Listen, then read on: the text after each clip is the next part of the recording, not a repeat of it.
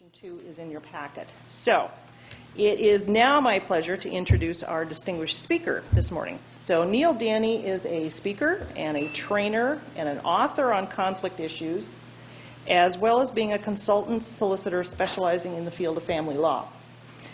He has drawn upon his experiences within the law and his research into communications and conflict dynamics to author several recent books. I have 2 of them. He writes frequently on conflict issues, as well as preparing and presenting trainings and keynote talks and workshops on conflict and collaboration to lawyers, schools, business teams, and owners across the UK and North America. So he is recognized by his peers as, quote, an inspirational man with an extraordinary gift in creative conflict resolution. So please help me welcome Neil Denny. Thank you so much. Good morning and welcome, everyone. It's a real pleasure to be back here in Seattle. I was here 12 months ago, really enjoyed it, had a great time. I think this is one of the best dispute resolution conferences that I get to go to. I think the content of teaching and learning from the other guys, not necessarily me, is really top drawer, and I get so much out of it. So it's a real pleasure to be back here in Seattle and at the NWDR. Thank you so much for coming along. 8:30 on a Good Friday morning. That's some kind of perverse, isn't it? It's, you know, I mean, that takes real hardcore application. What are we going to be talking about? We're going to be talking about this idea of Get Artisan. Get Artisan is nothing less than a rallying cry to mediators, to collaborative lawyers, to other conflict management specialists and experts to really dig into their craft in working with and designing consensus, creating these kind of solutions, and how we go about serving the families, the organizations, and the communities that we work with. The biggest challenge I see for people in our field, maybe not necessarily us, but some of our colleagues, is this challenge of, there's a very real challenge on one level of how do we get enough work coming in, work which is going to be able to sustain us and our practice. But secondly, how do we keep going in, you know, when the times get tough, maybe when the phone hasn't rung for a couple of days or even a couple of weeks. How do we keep going? How can we start to generate a bit of noise, a bit of interest in what it is that we do, and communicate our work in a way which is compelling and which is contagious, and that people will then hear and that will stick? So we designed this idea of Get Artisan. Last year I did 2 sessions here at the NWDR. I did Grudgeology, which is being rerun, to my amazement, tomorrow morning at 8:30 on Easter Saturday. So that's doubly hardcore if you're up for the full set. But I also did a panel session together with Doug Knoll and Lee J. Berman. And the panel session was peculiar. And I sat at the panel. I don't know if anyone was on that session. It was in one of the larger auditoriums. And I sat on this panel, and I was looking out. And perhaps it was like the after-lunch thing, that kind of lull that happens, whatever it might have been. But I looked out at about 80 or so mediators and conflict dispute resolution professionals. I thought, my goodness, some of them are barely alive. They are, really. And I don't mean that in any way disrespectfully, but there's a real sadness that there are some people, and you know, these people are in our profession, people who are kind of just going through their work, and that they're just trying, maybe it's just that they're trying to survive, just trying to eke out a living, doing work which they undoubtedly love and they are passionate about. And that was a real sadness. In looking at these people, they had lost some of that allure. They had lost some of their fire. And that made me really sad. And I thought, we've got to do something. We've got to share something. We've got to find a way to get people to reconnect with what brought them into this work in the first place. So that was where the seed of this idea of Get Artisan started. In July last year, I was invited to speak at the European Conference on Collaboration, Collaborative Practice. And they had a title for their conference of Creating Consensus. So I thought, well, you know, this is a pretty good starting point for me to work with. Let's have a look at that. What does it mean to create consensus? What does it mean to be a craftsperson in this field of creating consensus and settlement? And then it quite naturally followed on to looking at the artisan, if you like, as the epitome of the craftsperson. So not just making do for being craft people, creating consensus, but what does it mean to do that at the very top of our art? So Get Artisan was born. Let me start with a story. There's an old guy, he lives in a village in Italy. Let's call him, I don't know, Geppetto? And one evening, he comes out of his house, and he just sees his neighbor, and his neighbor is in a foul mood, and he's throwing out this plank of wood. His neighbor, like him, is a carpenter. And he throws out this piece of wood, and he's cursing and everything, he's stamping his feet. And Geppetto goes over to his neighbor, and he looks at this piece of wood, and he says, "Say, are you going to use that piece of wood?" His neighbor says, "No, it's useless. It's full of knots, and I can't use it. It's hopeless. It's good for nothing. I'm throwing it out." And Geppetto looks at it. And Geppetto knows that he's pretty handy with his tools. Yeah, he's a pretty good carpenter. He fancies himself. He thinks, I can do something with that piece of wood. He sees within this tricky piece of wood that his neighbor can do nothing with a challenge that is going to test him. So he says to his neighbor, "Let me take that piece of wood. I've got an idea." And so he does. He takes the piece of wood, and that night he toils for hours and hours and hours.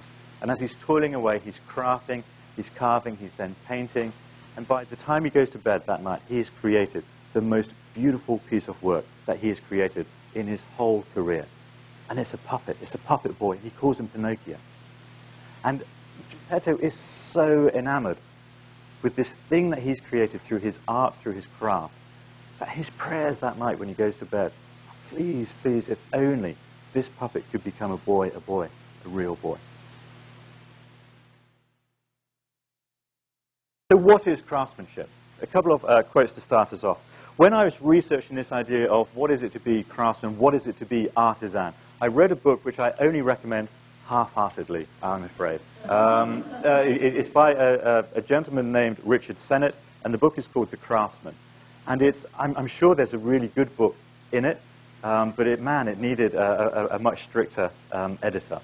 The book is almost impossible to read, I'm afraid to say. So the good news is that I've read it for you, so you don't have to. Okay? But Richard Sennett, this quote actually comes from the blurb on the back of the book, so you didn't have to go very far. What is craftsmanship? It is the desire to do a job well for its own sake. Desire to do a job well for its own sake. And I think we can relate to that, can't we? You know, this desire to serve a family or an organization or community who are locked in fairly destructive conflict. And the desire, the yearning to go into that space, into that conflicted space, and to do some of our brilliant work for them, in service to them, and to see what happens as a result. So in that sense, this is resonating. That works for us. What else might craftsmanship be? To breathe life into noble or beautiful work that inspires. I like that one. Breathe life into beautiful or noble work that inspires. The opportunity to do work which is just going to fill other people with inspiration, with encouragement, with material that they can then take away. But why should we bother striving after artisanship, craftsmanship, within the work that we do? It's our choice. You know, we can go into every conflict, we can go into every program that we run with a company, into every family session, and we can just give them the kind of mediation or the process which we just run off-road. And we've been doing this for years, and, you know, we're highly experienced, we know what we're doing, we know how this works, we know what's going to happen next. We know that if we ask this question, we're going to have this, there's going to be this blow-up, there's going to be this escalation, there's going to come down. And every mediation can end up looking the same. And are we really serving our clients and their organizations well at that time? I don't think we are. There is huge pressure, though, financial pressure, particularly those of us who work in the voluntary or the funded sectors, to comply with the funders' requirements. Now, in the UK, the requirements kind of look like this. You've got enough money for 3 sessions. I'll correct that. You've got enough money for 3 poorly paid sessions. Yeah? And the way that mediations tend to work is first session is orientation. Yeah? So it was setting the arena. The second session is disclosure. And the third session is settlement. There you go. On your way. That, to me, is not craftsmanship. That is something completely different, and that is work that, personally, I do not want to be doing. That the craftsman does not want to be doing. Why? Because it greatly restricts his or her work and the potential that they bring to that craft and the service that they can offer. So it's all about offering the Pinocchio, the truly unique, and giving that service to the clients and their clients because they deserve it. This is a line that I came up with for the collaborative conference. Trying to collaborate, as in a collaborative law practice, trying to collaborate without craft is like trying to collaborate with a shrub. And you can just swap collaboration for mediation, whatever it is that you do. Because the thing that happens, remember I was saying about those 80 or so mediators who were in that auditorium with me on a panel? Many of them were just going through their careers now with the shrug. So, hey, what is it you do? Well, I'm a lawyer and I do family law and such. Like, hey, that's great. I read about collaboration. Do you do collaboration? Yeah, it's one of the things I do. What about mediation? Yeah, hearing great things about mediation. Yeah, I do a bit of mediation. And what they're saying is this. I trained in it, and I haven't been successful in building up my case yet. Yeah, I do mediation. I do a couple a year. And they are still stuck within the conventional careers which are keeping hold of them. There is something about many of our colleagues which stops them from being able to make that full transition from their primary career into their second career. I think mediation is fascinating because most of us, in fact, almost all of us come into mediation as a second career. And so many of us will have had that transition. I was talking to someone just this morning about their conversations with their wife, with their partner about, I think this is what I'm going to do. And that transition can be really difficult. So when we're looking to bring craft and design, we aren't just crafting and designing the work that we do itself, but we're also applying craft and design to how we go about doing it, how we go about making the transition, how we go about crafting and designing the way that we're going to offer these services. So we need to move away. This is terminal. The practitioners amongst us who have that shrug, it is what it is. We need to find a way to fire them up. The shruggers, some of us choose to shrug. Some of us choose to shrug. There are people within our mediation, within our dispute resolution field, within collaborative practice, who are out-and-out cynics and skeptics about the process, even though they have trained in them. And these might be, forgive me please, lawyers in the room, but these tend to be primarily the lawyers I have found so far. And they are lawyers who, if we have this spectrum, what I call the collaborative spectrum, they are the ones who trained in the process just in case a client ever asks them. Because they do not want their client having to say, sorry, I don't do mediation, I don't do collaboration, don't do dispute resolution, and then having to recommend them, refer them on to another lawyer, mediator, collaborative practitioner a couple of blocks down the road. So they kind of like did the training, they've got the badge just in case, so they don't lose it. But they are cynical, they are skeptical. If mediation and collaboration just failed and it lost its momentum, I think we'd be on that stage, they would be perfectly happy with that. And they're perfectly happy with their shrug. The next line on this spectrum is we have the passive practitioners. Again, that auditorium, 80 or so mediators, a big chunk of them, unfortunately, at that moment in time, were passive. They were waiting for something to happen. They were waiting for mediation to reach the tipping point. Oh, I just fell into a cliche. So they're waiting for mediation to reach the tipping point where clients are pouring in through their doors saying, it's mediation I want, not litigation, or collaboration. The passive practitioners are waiting for the market to change, as opposed to the active practitioner who is all about changing themselves. What do I need to do with me, with who I am, with how I present myself, with how I present my art, my craft, my work? And so the active practitioner is really curious. They are really engaged in the process. And we're going to have a look at how that reflects and the kind of traits that they've got, which also reflect the artisan. And then you've got the leaders in the field. And we've all got good ideas of who they are. Barry Suskin's next door, so it's very kind of you to come and listen to me, not him. Now, this ties in the collaborative spectrum from the cynics to the passive to the active to the leaders, ties in with our first, if you like, metaphor connection with this artisan crafting mindset. If we think about the artisan and the craftsman, they all had their guilds. Are you familiar with the guild system? Yeah? So they all had their guilds, and the guilds worked really hard within a craft in kind of raising its profile, and also in governing excellence, transferring best practice, new knowledge, and constantly pushing the state of the art. So this, the guilds had this brilliant system. And the guilds are still with us, although they tend to be in less formal iteration. How many people here are members of one or more groups on LinkedIn? Yeah. So you're in a guild. You're in an informal guild. This is a gathering of professionals who share that interest in the work that they do. And the idea is, it doesn't always work very well, but the idea is that we start to exchange information, that we drive the state of the art and our own practice, our own cutting edge. So these guilds are everywhere. And guilds have their own hierarchy. They have their own spectrum. Now they have here, in this section, they have the charlatans. Charlatans, I think, are fascinating. In the old guild story, have I told you people about John Dee before? Do people know John Dee?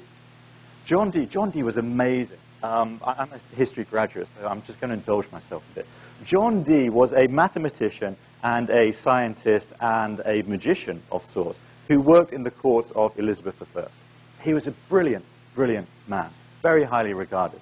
John Dee was convinced, amongst everything else that he could do, that he could work out this great riddle, this great challenge which lies within alchemy. And we all know the challenge within alchemy, right? The challenge is, how do we turn base matter, we're talking waste, how do we turn base matter into gold? That's an attractive challenge to spend time wrestling with, right? John Dee was convinced that he could do it if only he could work it out, and he was convinced that he was the man for it. Now, John Dee somehow, for all of his nous and his wisdom and his smartness, somehow got tied up with a very unsavory character, a chap called Edward Kelly. You'd recognize Edward Kelly by the fact that he had no ears. This is where I get nose, and I quickly scan. No, we've all got ears, so we're okay. Edward Kelly had no ears. The reason Edward Kelly had no ears is because he had been outed as a charlatan. And so the guild, did you remember I said they regulated knowledge and information and standards within the trade? If you were caught of charlatanry, they would lop off your ears. The thinking being that if you've lopped off your ears, of course, you can't wear one of those caps. Yeah? So if someone's got a cap which is sagging around their neck, chances are they're a charlatan. You want to peek underneath, just make sure the ears are there. So somehow John Dee got caught up with Edward Kelly, this charlatan, and they just went on the most amazing adventure over to Prague, where they worked in the Hradčany in Prague. If anyone's been to Prague, it's a great story there, working for Rudolf II, I think it was, until they got outed as being charlatans and fools in prison, in a tall tower, from which they then jumped. I digressed way, way too far. They then jumped anyway. So we've got our charlatans within the guild system that we are quite comfortable with this hierarchy of apprentices. And I think the great thing about a conference like this is that what we are all doing is we are all kind of tapping into and volunteering. We are all submitting ourselves to this apprentice-like mindset, where we come into sessions like this and the other great sessions we've got over the next 2 days, and we sit there and we say, teach me. Give me something new that I can grow and that I can learn and that I can develop. And I think this is a key part within the mediators, the active mediators and collaborative practitioners. They are always hungry. They are always curious to learn more, and we'll have a look at a bit more about that later on. So we've got the apprentices, we've got the journeyman. Now in England, journeyman has a rather derogatory sense to it. The journeyman tends to be like the football player who kind of drifts from one team to the next, changing teams every season, 2 seasons, never doing anything really great. Journeymen in the guild systems was this idea that once you had reached a certain level, there's an expectation that you would go on a journey and you would find a community, a town or a village which hasn't yet got a well-founded, I don't know, blacksmith trade or dispute resolution trade, whatever it would be. And so you would go out and you would, if you like, plant a community of excellence within it. And then, of course, we have our masters of the trade within the guild system. So this is all very similar to what we have in collaboration and mediation as well. So let's have a look then. We've already touched upon where artisanship, craftsmanship, kind of connects with the old guild system, the craftsman. But let's have a look at some of these traits. And this is what I was able to distill from Richard Sennett's work. 3 traits. Only 3 traits that we have to remember. Connection, complexity, and autonomy. And this is what we're going to be working with for the next 35 minutes. Connection, complexity, and autonomy. Connection works on 4 levels. So we have a connection with, I've just put my clicker down. In about 5 minutes, I'm going to forget where my clicker is. So if you see me panicking, just remind me. So connection breaks down into 4 sections. We have connection with self, Who am I? What am I about? What are my values? Connection with the profession, which is kind of that guild, so connecting with one another. So we'll have a look at that. We've got connection as well with the tools and the materials, and we're going to explore that in some depth as well. Connection with self. When I was starting to develop this idea, I was kind of challenged. The idea of connecting our work with who we are is a fairly hackneyed idea. It's fairly tired, and that's fine. I don't have to redesign everything. And then I read this book, The Making of a Mediator. Has anyone here read Making of a Mediator by Lang and Taylor? I recommend it. They have this idea that where the mediator is working, they talk as artists. Then the mediator is able to draw a direct line through these constellation of theories. A direct line from who they are right at the core to the external, what it is that they do and that they achieve. If we think about the lawyer, if we think about the divorce lawyer, me, 5, 6 years ago, it was all about what the outcome is. I'm thinking about Section 25 of the Matrimonial Causes Act. I'm thinking about getting an outcome which kind of ties in with that, and which also resonates and is aligned with the precedent cases over the last 10 to 20 years, whatever it might be. So I'm thinking about what outcome matches that. And then I work towards that outcome. I might think about the practice, how do I do it? Well, maybe I refer out to mediator because I wasn't a mediator then. Maybe we collaborate. Maybe we do lawyer-led negotiations. Maybe we just litigate. Yeah. So I'm thinking about the practice. Am I thinking about the theory of what I'm doing? I don't think so. And am I thinking about me and who I am as a person, as an individual, as a professional, as a husband, as a father? I'm not thinking about that either. In fact, I've been quite careful and astute about boxing that off. So Lang and Taylor, in their book, say that the artist as mediator works the other way around. They know who they are. They are comfortable with what their core values and beliefs are, and they are able to name those values and beliefs. From their values and beliefs, working from the inside outwards, remember, they then know which theories they find work for them, which theories they are comfortable with, which theories make sense. And so from core values and beliefs, they are then able to choose from a theory, maybe one of several, that they are sympathetic to. And the theories then inform what practice, how they're going to do their mediation, their collaboration, facilitation, whatever it is. And then, only then, do they get to the outcome, which is a result of this sustained passage from the core values and beliefs through theories, through practice, to the outcomes, the stuff that they've got. And I just think it's a really powerful model. I recommend the book to you. I was giving this talk in Holland, and someone put me on to Simon Sinek. Simon Sinek is a writer and a speaker, and he's got a talk on TED Talk. So if you Google Simon Sinek, S-I-N-E-K, he's got a talk which is called Start With Why. Start with why. And Simon Sinek says a similar thing to this, but it's much simpler. He only has 3 circles. So it's getting easier all the time, right? I should have started with the easy one. But what he says is this. Most of us know what we do. Most of us know what we do. A few of us might have some idea about how we do it. And very few of us, barely any of us, talk about why we do it. And his talk, Start With Why, is saying a similar thing to Lang and Taylor. Let's start with why we do it. So if we are looking to kickstart our mediation practice, if we are looking to go on to the next level, whether that's on a skills level, the kind of level of client dispute that we're working with, or just on the basis of trying to build up our business so it's sustainable, so we're able to earn a good living from it, then the place to start is why. Why am I doing this? Why did I come out and transition, for most of us, out of my first career? And why did I come into this? What drew me to it? And reconnecting with it is incredibly important. The guilds we've spoken about already, so this idea that the guilds, so that's connecting with self, connecting with the profession. The guilds dealt with transfer of knowledge, governance of standards, and excellence. The guilds were not about making sure that every silversmith, every baker, every carpenter did the work in exactly the same way. And the guilds were able to hold quite comfortably this idea that the craftspeople who were their members were still autonomous.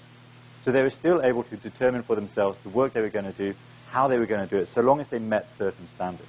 And I think this is really important. We do not want to be churning out of conferences like this a whole stream of automaton mediators and practitioners who are all doing exactly the same thing. I think the range of workshops that we've got at conferences like this show that there are so many of those theories and so many of those practices that when we start selecting our own combinations, each of us will come up with a unique set of skills and presentation. And this is really exciting.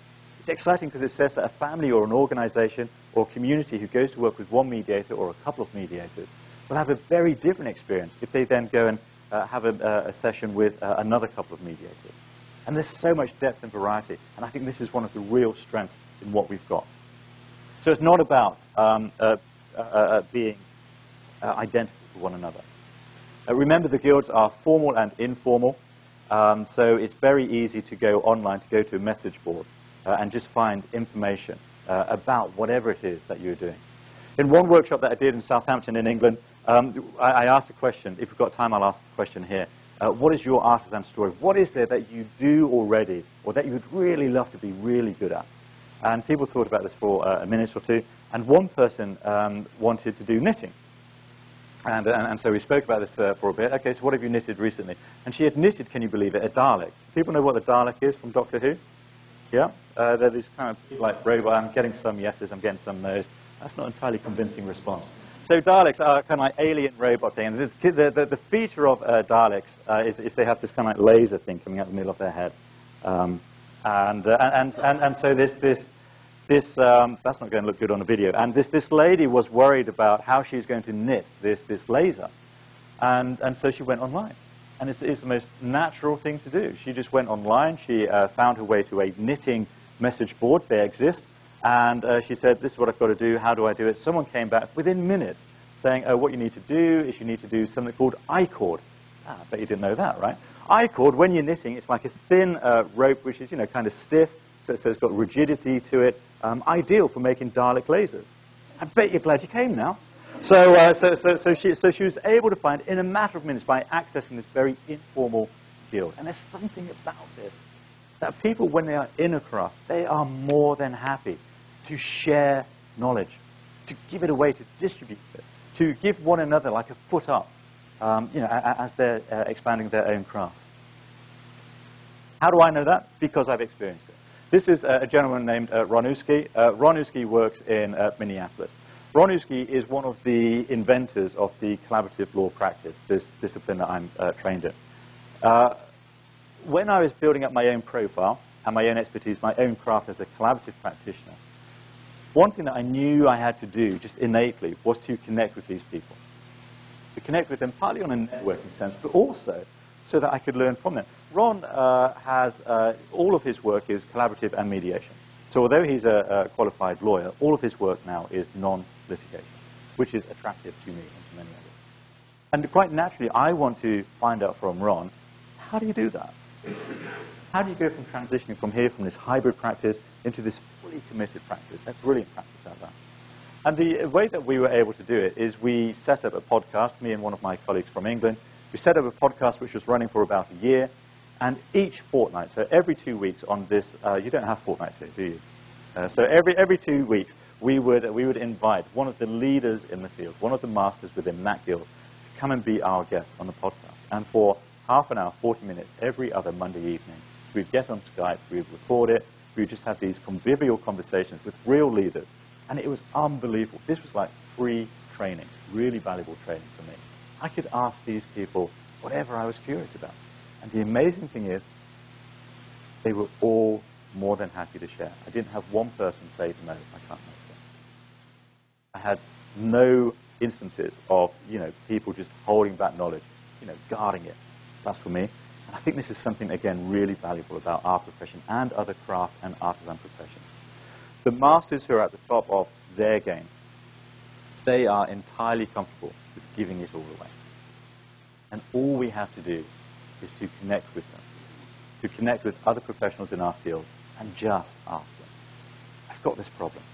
How do you go about it? Time and time and time again, they say yes. I've got a good friend who's an artisan baker in England, and I met with him just last week. We were talking about putting on a workshop called Baking Bread for Mediators, which is pretty cool, right? Baking Bread for Mediators. And I met with his dad. His dad is fourth generation baker. My friend is fifth generation baker. That's pretty special. And he was talking, his father was talking about this idea that, I get emails all the time from people who are trying to make sourdough bread at home in their kitchen and they're stuck. And it's the greatest joy to him to be able to just tell them how to do it, even though that's his craft. He makes a living on baking and selling bread. And he's still able to say, without any defensiveness at all, this is how you do it, this is how I do it, this is how you can do it. Because it's no threat to him. He's comfortable within that. So the guilds, they exchange information if only we are willing to find a way to connect with them. The guilds provide support to one another, and this is important, but watch out. The collaborative practitioners, they have this model of practice groups, regional groups, where practitioners would come together once a week or once a month to talk about their practices. And what I have noticed over the last couple of years is that these practice groups, regional groups, have become increasingly poisonous, I'm afraid to say. They become pits of despair. I've overstated that. They become really down places where practitioners come to one another and talk about how frustrated they are and how they haven't got a case. Yeah, I haven't got a case either, and I'm not sure this is going to work. And they are utterly wretched places to be. And they wonder why attendance is dropping off. It's because you're telling the wrong stories. You're having the wrong conversations. We need to be talking about what works, how are we going to move this forward. Get Artisan might be a good idea within all of that. So watch out for support groups. Make sure that they've got the right atmosphere. So let's move on to tools and materials. Connecting with self, connecting with profession, connecting with tools and materials. This is John Ruskin. That's a heck of a beard, isn't it? Even for Seattle, that's a heck of a beard. John Ruskin was a social critic writing in the mid-19th century. He was railing against the impact of the Industrial Revolution and the way that it was dehumanizing the people who were going to work in factories. People were just being turned into parts of the machine, cogs in the process. And he was incredibly literate. He's one of the most eloquent ranters I have ever read. You know, this idea of the rant. And when John Ruskin gets going, he is able to keep it up with this beautiful language, this beautiful writing, truly impassioned, witty, angry. It's just brilliant stuff. And he keeps it up for 10 or more pages. And, you know, you're just galloping through these books. So John Ruskin was talking that one of the problems with the Industrial Revolution is that people were being dehumanized because they were no longer physically connected to the materials that they were working with. And he was really concerned about the impact of that. So let's imagine for a minute. Let's imagine my friend Tom, the baker, fifth generation baker. And he turns up in the morning at his bakery, at his kitchen, at his workshop. And it's early in the morning, it's about 5 o'clock, it's summer, so the sun's already up, and it's just shining through weakly and coming in at a shallow angle through the windows. In that sunbeam, you can see the dust from the flour and everything else within the workshop. And he goes up to his workbench, and he's got this massive, this gorgeous marble bench that he works on, which is cold to the touch, and it's absolutely solid. There's no giving it whatsoever. To his right, he has this big bin, which is where he keeps his flour. And Tom, because Tom is artisan, he knows all about his materials and where they've come from. He knows how this flour was milled. He knows where it came from. He knows the process that it's gone through. He knows when it was milled. He knows everything about it because he's artisan. And he digs into this bin. He's got a smaller bucket. And he takes a smaller bucket, which holds just enough flour, and he tips it onto the marble workbench in front of him. Over here, he's got a smaller bucket. And in here, he's got rock salt, sea salt, which is slightly greasy to the touch, and it's certainly sharp. He gets a good fistful of this, and he throws it into the flour. Over here, there's another bin with sugar, and he just grabs a smaller handful and throws that into the flour as well. Why? Because it helps the yeast to grow. And talking about the yeast, behind him, there is the jar of yeast, which is in warm water. And it's bubbling, and he can smell it. And he can smell this yeast as coming alive. So he reaches behind him, he gets this jug of warm yeast mixture, makes a well in this cool, soft flour with the sharp bits of sugar and salt, and he pours the yeast mixture into it. And then there's only one thing for him to do. John Ruskin was talking about it. We need to do it more. Bernie Mayer writes about it. We need to connect with our materials. We need to roll up our sleeves and lean into this mixture. Even though, how many people here make bread? Yeah, it's messy stuff, right? Messy, man, it's sticky stuff. Yeah. And we start folding the flour into the yeast mixture. Maybe some of the yeast starts running out, you know, just like breaks out through the flour, starts running to the edge of the work. So that's fine. We scoop it up, we bring it back in. And we're mixing, and our hands within seconds are just a mess. It's like we've got club hands or something. It's like with Clayface from Batman.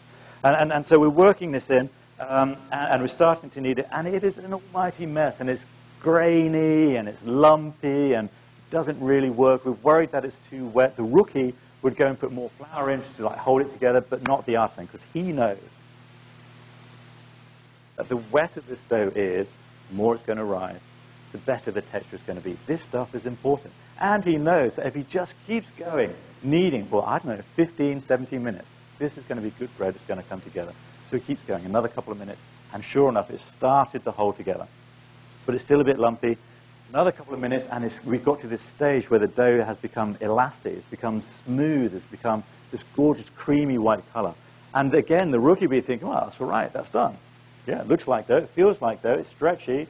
I'm done, 5 minutes, 15 minutes. Oh, I don't need that, I'm quick. The artisan, though, knows that if he or she doesn't keep going in kneading this dough, that the gluten, which is already in the flour, doesn't get stressed and doesn't get stretched enough. Now, that's a problem, because then when you go to cut your loaf of bread, as soon as you cut into it, once it's cooked, the dough inside, the crumb, just crumbles and it falls apart. It doesn't hold together because the gluten hasn't been worked enough. So he knows he's got to knead for 15 minutes. And 7 minutes have gone, and the arms are starting to ache. You know what it's doing when the arms are aching? And your brain's saying, that's enough, that's enough. But perhaps I read the clock wrong. There you have it. 15 minutes. Tom's got a 15-minute song that he plays. So, so he knows how long 15 minutes is. Oh, we're only on the third verse. Keep going. So 15 minutes, and then it's done, and then you can leave it to rise. And this is the most heartbreaking moment for the rookie. The bread rises. It's a miracle, isn't it? Every time bread rises. I was sharing this with the group yesterday, and my wife, bless her, gets so tired of me. Because it's like every other night when I'm baking, I'll like run in from the kitchen with like a bowl of dough. I say, Joe, look, it's risen, it's risen. And Joe would just be, well, it's bread dough. Of course it's risen. It does that every time. Why is he crying? But I am. It's just a wonderful thing. So, but then the heartbreaking thing, you've got this lovely risen dough, and what do you have to do with it? Yeah, you have to knock it back down. And for many of us, in our careers, this might be just where we are at the moment. Maybe I'm 3-4 years into my mediation, my collaborative dispute resolution practice. I think I've got it all sussed. But it's strange because I'm not making much money from it. I'm not getting many clients. Maybe sometimes what we've got to do is we've just got to knock it back and just allow it to rise once again. That second rising is the one that does it. And then once it's risen the second time, we can put it into the oven, and it bakes, and we get that gorgeous, gorgeous smell. And then at the end of it, we're able to take it out, and we are able to share that bread. Now, there are few things which are more rewarding for me than sharing the bread that I have made with my own hands, with my wife, and with my children, and seeing the look on their face. In the mediation work, it's similar. When we get past those initial couple of sessions, and that trust with our clients starts to build, and they get to the end of the process, and they cannot believe what they themselves have been able to achieve, it's that same feeling. This is the artisan's reward. So, connecting with tools and materials. The materials we have to get stuck in. I've got a great quote from Bernie Mayer on that later on. The tools, I haven't got a clue what these are, but someone has, yeah, and she or he will be a real craftsperson in their work. There are some chisels on there. There's a bevel or two, I think I remember from my woodwork shops. But the artisan craftsperson would know each of these tools intimately. And he or she will have developed over years a degree of virtuosity in using each tool. So they know which tool to use for which task, and they have this virtuosity, this ease, this adeptness in applying those tools to get the desired result. Now, our tools as mediators, it strikes me, are the questions that we ask. Questions that we ask. How do our interactions, the things that we put into the process, how do they support and enable and carve out, start to design the dialogue that the people in front of us are going to have? So as mediators, without a shadow of a doubt, we have to get much, much better at asking questions. If you think about the rookie mediator, and there's kind of awkward silences when I don't know what to say, and then we think about our own practice, and when you get to the stage where the questions, you have to hold them back. Yeah? And you've just got to come to terms with the fact that, I've got a really good question to ask, but they're kind of in flow, and this is really helpful. And just being comfortable with the fact that that question, I'm going to have forgotten it. But by the time we get to it, that's fine, because there'll be another one. So the mediators' tools are their questions, and just getting really comfortable with those. And again, I think that's why conferences such as this are so good. So artisanship and connecting with self, connecting with the profession, connecting with material. Hyatt Denim are an interesting company. There's a friend of mine who makes jeans. His name's David Hyatt. David Hyatt makes 2 pairs of jeans. He's truly artisan, and yet he only makes 2 pairs of jeans. David Hyatt makes a £100 pair of jeans, and he makes a £200 pair of jeans. I'm not wearing his jeans. If you go to his website, you can go to a page on his website where he will explain the difference in the material that he uses for the £100 and the £200 pair of jeans. And so he will explain how it's being created, where it's come from, whether it's come from Turkey in one case, whether it's come from Israel in the other. He will explain how the weave works. He will explain the dyeing process. He will explain to you what your jeans are going to look like after you've been wearing them and working in them for the next 3 years, and what kind of characteristics you will see. David Hyatt is an artisan. He is deeply connected to his materials. He knows what works. The potter is similar to the baker. The potter knows where her or his clay has come from. They know where it's mined. They know how it's being prepared. They know its characteristics. It is not for the potter to say or protest, why do I need to know where my clay comes from? I'm not a miner. I'm just a potter. One of the things that infuriates me about speaking at conferences about this kind of stuff is when lawyers say, well, why should we be asking those questions? Remember the artisan tools? Why should we be asking those questions? Surely those are for the therapist. These are just questions.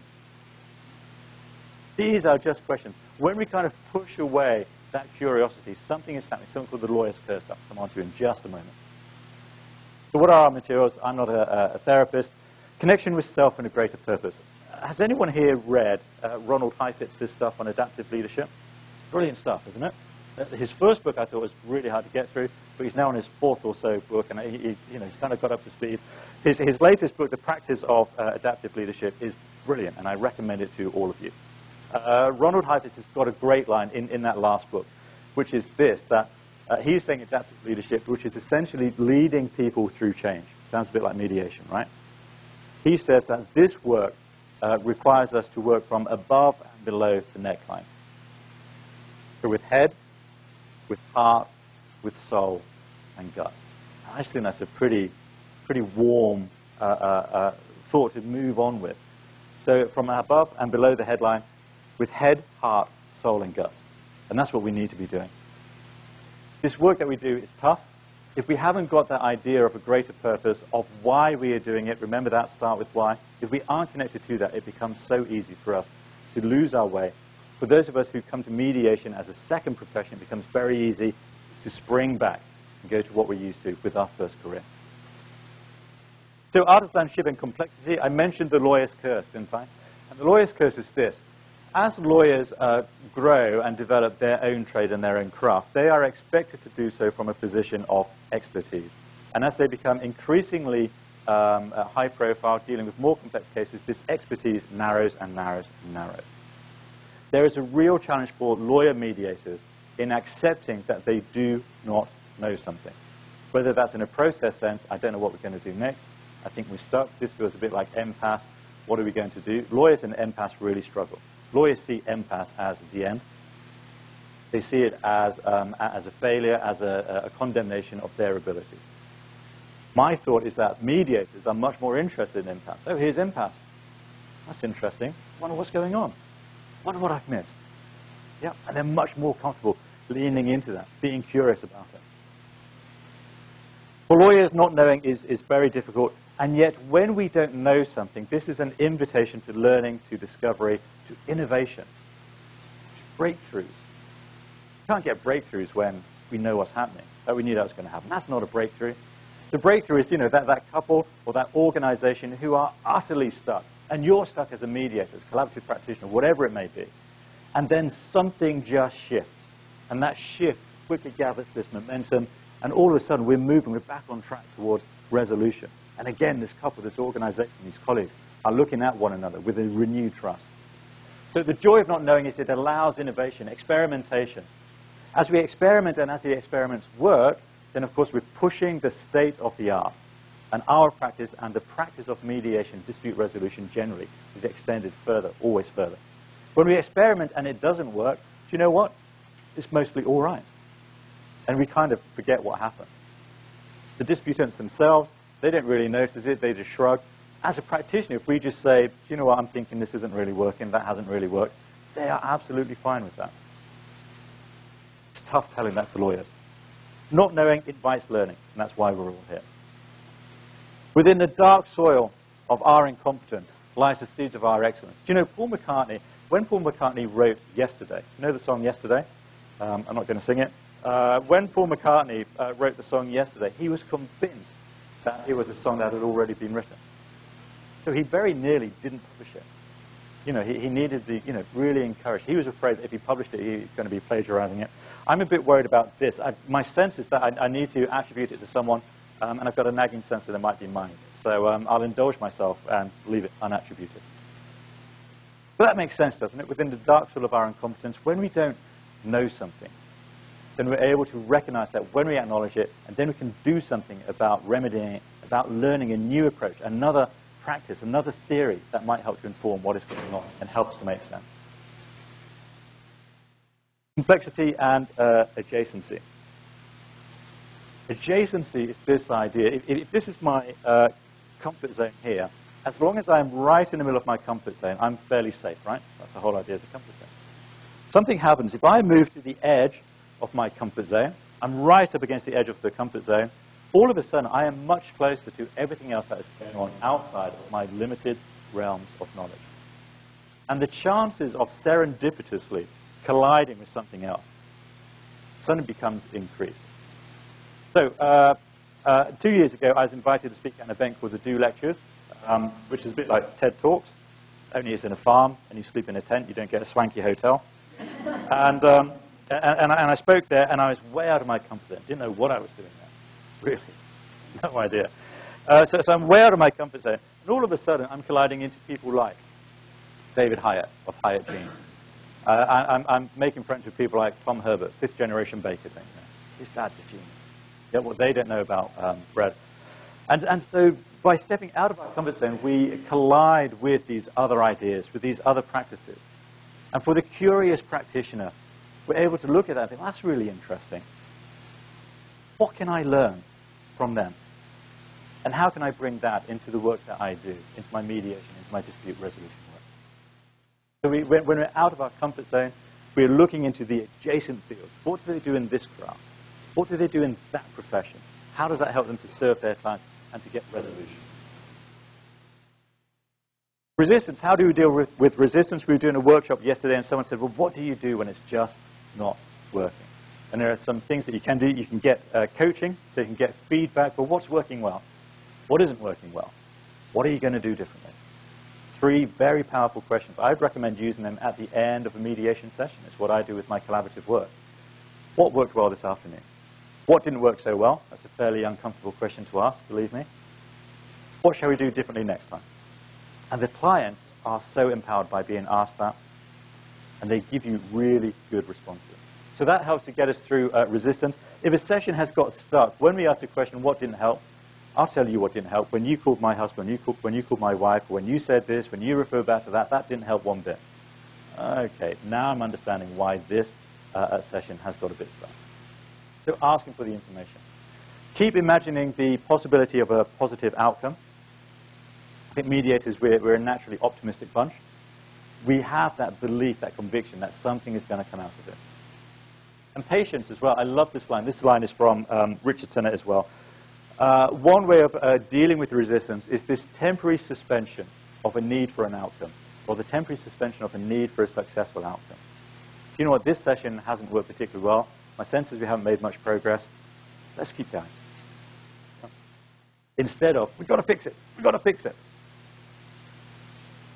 Identify with the resistance. People know this film? Caddyshack. Bill Murray, big hero of mine. Bill Murray, of course, turns Artisan at one stage in the film, doesn't he?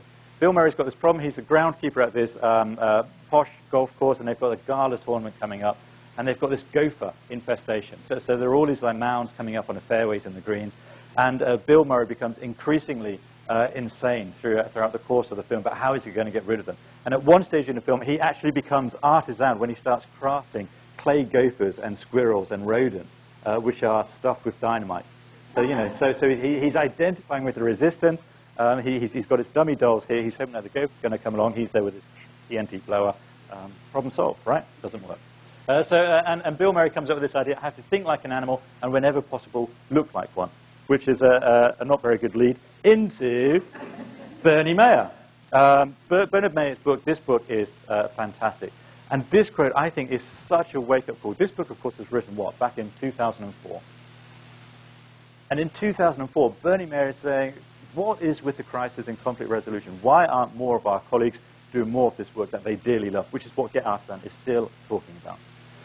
And he says this: by automatically thinking in terms of resolution, we inevitably drift toward a shallower and a behavioral definition of the issues, because those are the ones that usually are the most easily available to resolution processes. What he's saying is that when we come into mediation and dispute resolution as being all about the resolution, about the fix, then we tend to deal with just the easy stuff. We don't go deep enough. Sounds to me like we're not rolling our sleeves up.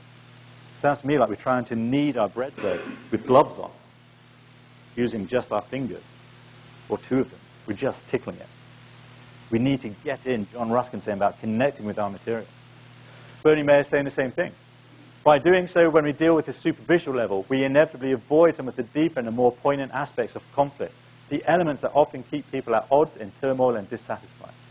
Often addressing these would require encountering a considerable amount of pain, fear, or anger, or making some very difficult choices.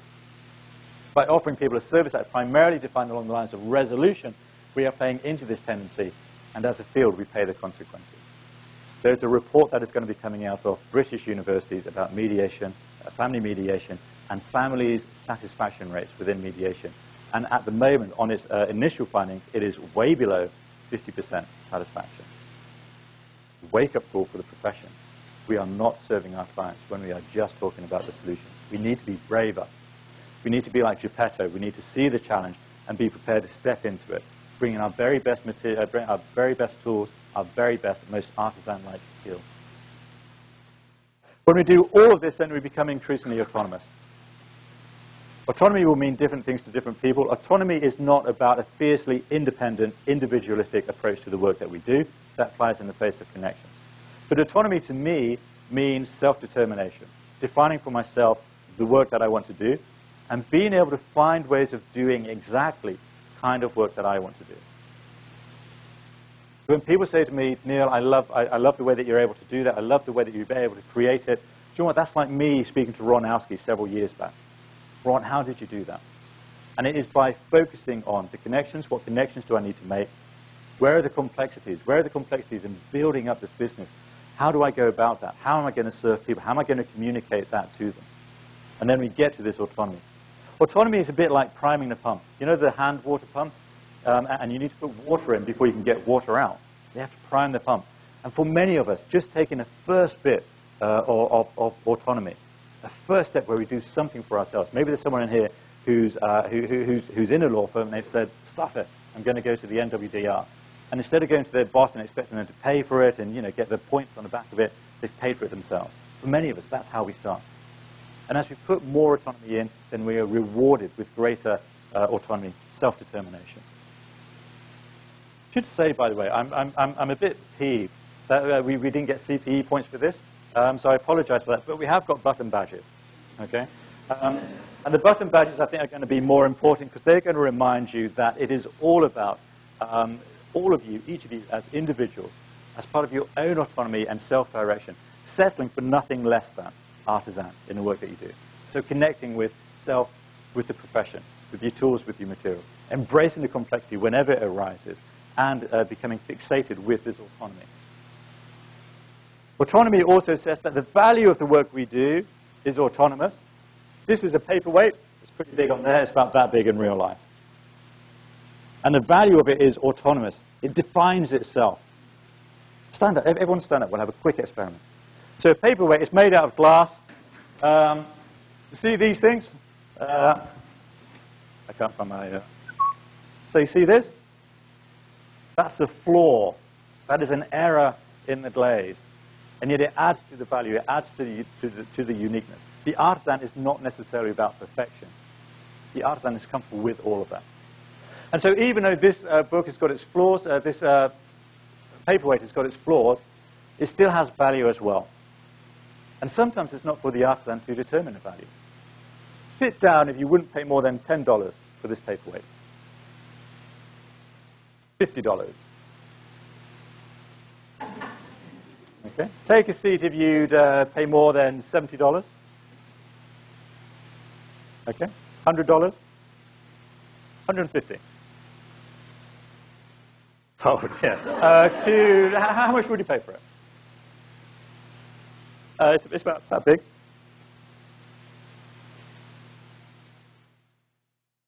Thank you very much. Thank you. So 1,000. It amazes me that mediation in many sectors, mediation is about, I can barely say it, is about making it cheap. And these arguments about how do we enable access to services and excellence in the work that we do kind of get muddled up.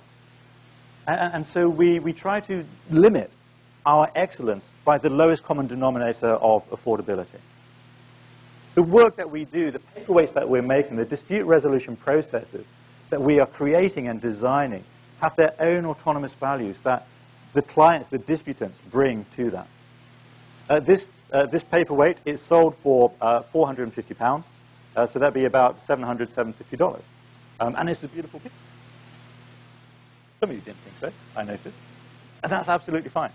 So, you know, when we delimit our price and our value, then we do ourselves a disservice. Let me give you this. John Ruskin, the guy with the beard, remember the beard, yeah? John Ruskin wrote this in a book called 7 Lamps of Architecture. And although he's talking about architecture, do you remember what I was saying about being on the edge and being adjacent? It means that we can still learn. And in this book, 7 Lamps of Adjacency, this is John Ruskin's rallying cry, and one that I'm going to share with you and close with for our mediators here. All old work has been hard work. It may be the hard work of children, of barbarians, of rustics, but it is always their utmost. Ours has as constantly the look of money's worth, of a stopping short wherever and whenever we can, of a lazy compliance with low conditions, never of a fair putting forth of our strength. Pretty damning. Let us have done with this kind of work at once. Cast off every temptation to do it. Do not let us degrade ourselves voluntarily and then mutter and mourn over our shortcomings. Let us confess our poverty and our parsimony, but not belie our human intellect. It is not even a question of how much we are to do, but of how it is to be done. It is not a question of doing more, but of doing better. Ladies and gentlemen, I'm going to close in just a moment, but my invitation, my plea to you is over the course of this conference, go out there, be curious, learn. Settle for nothing less than artisan within your work. Take a spare pin badge, give it to someone else, and tell them the message as well. Connection, complexity, autonomy. And think about this as well. The very first time I gave this talk was the day after this, so the 1st of June, 2012. The evening before, I'm in a hotel room in Edinburgh. And this guy, David Lister, sends me a tweet, a message, a kind of email. And he says, have a fab time. I'm not old enough to be a collaborative lawyer yet, because you have to be 3 or 5 years qualified. I feel like Pinocchio. One day I'll be a real boy. Ladies and gentlemen, the artisan work that we are doing now in establishing and building will pave the ways so that the next generation of lawyers, of conflict resolution professionals can follow in our steps. And when they do that, they'll be able to do so much quicker, with greater acceleration, much better results than we have been able to achieve in our time. So this is a gift and a legacy that we'll be handing on to them. Thank you very much.